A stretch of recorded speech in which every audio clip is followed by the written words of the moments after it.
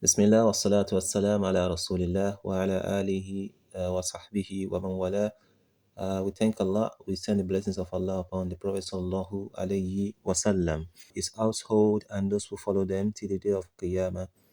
Today we will be discussing the Maqaasid As Sharihiyah, the fundamentals or the reason of establishing the rulings of Sharia, the rulings from the Quran and the Sunnah, the Prophet sallallahu alayhi wa sallam. From the maqasid, number one is that the Sharia was established for what reason? Difa'uddin. For the first reason is to protect the religion.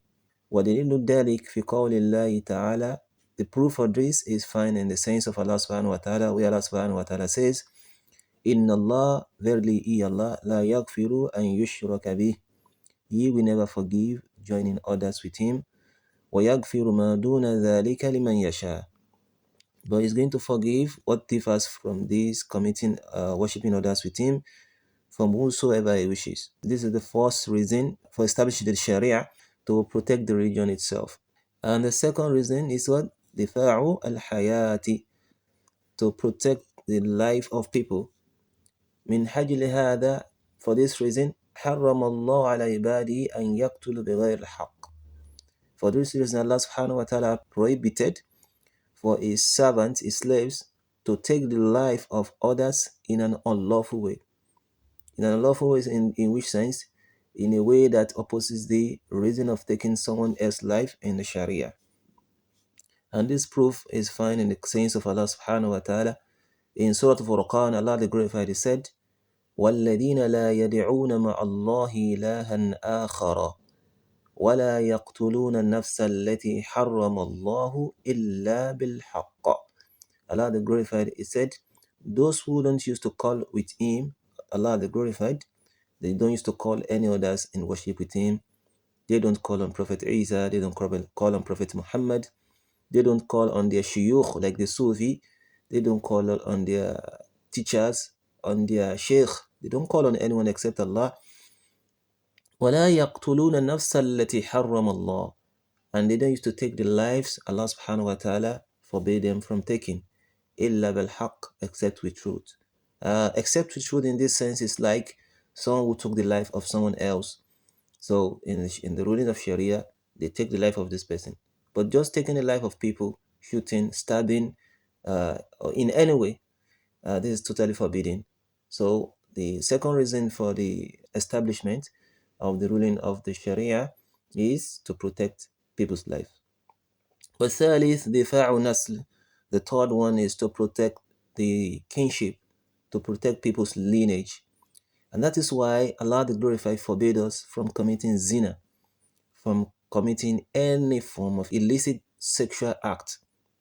Allah the Glorified is saying in the Quran, وَلَا تَقْرَبُوا الزِّنَا إِنَّهُ كَانَ فَاحِشَةً وَسَاءَ السَّبِيلًا. Allah the Glorified is said, and do not get close to zina, do not get to commit adultery, fornication in any way. إِنَّهُ, for verily, كَانَ فَاحِشَةً, for verily it is a very bad act, وَسَاءَ السَّبِيلًا, and it is an evil plot or evil way to tread. And again, Allah subhanahu wa ta'ala also said in Surah Furqan, just to back it up, He said, وَلَا يَزْنُونَ, and they don't used to commit zina. If we look at the first ayah in Surah Furqan, where Allah subhanahu wa ta'ala says, they don't used to take people's life, that same ayah, Allah subhanahu wa ta'ala also said, وَلَا يَزْنُونَ, they don't used to commit zina. وَالرَّابِعِ, the fourth reason for the establishment of the Sharia, دِفَاعُ الْأَمْوَالِ النَّاسِ. دِفَاعُ الْأَمْوَالِ النَّاسِ, to protect the properties of people. That is why Islam forbade taking riba, consuming people's wealth in an unlawful way. Islam forbade all this.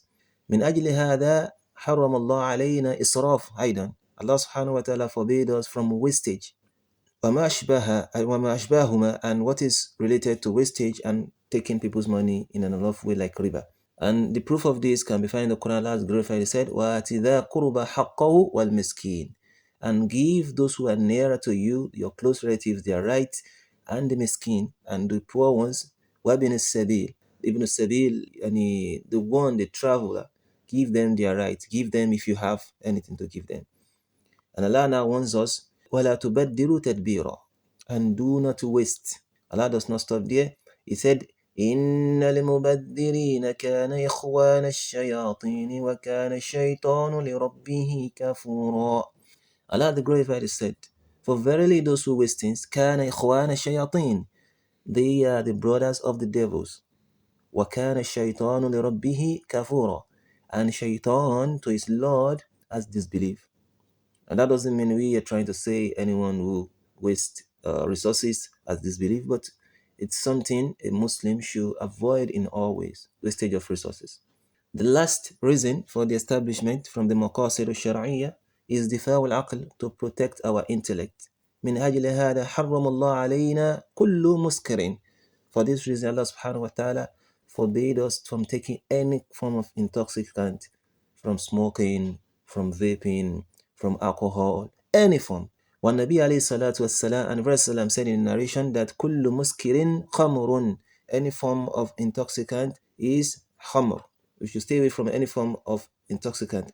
وَكُلُّ مُسْكٍ haram, and he said any form of intoxicant is haram. And in another narration, the Prophet ﷺ, he made the example of someone who take intoxicant. He make the example like someone who worship the watan. In that narration, the Prophet ﷺ said, شَارِبُ الْخَمْرِ كَعَابِدِ الْوَتَنٌ. He said the one who take intoxicant, who drink alcohol or any form of intoxicant, he said ka'abidi watanun. He is like what? He's like the one who worship the idol worshippers. This does not mean we are trying to say anyone who take intoxicant is an idol worshipper, but ka'abidi, yani bitashbih, the similitude of such individual is like the one who what? Who worship idols. May Allah subhanahu wa ta'ala protect us and make this beneficial. Assalamu alaikum wa rahmatullahi wa barakatuh.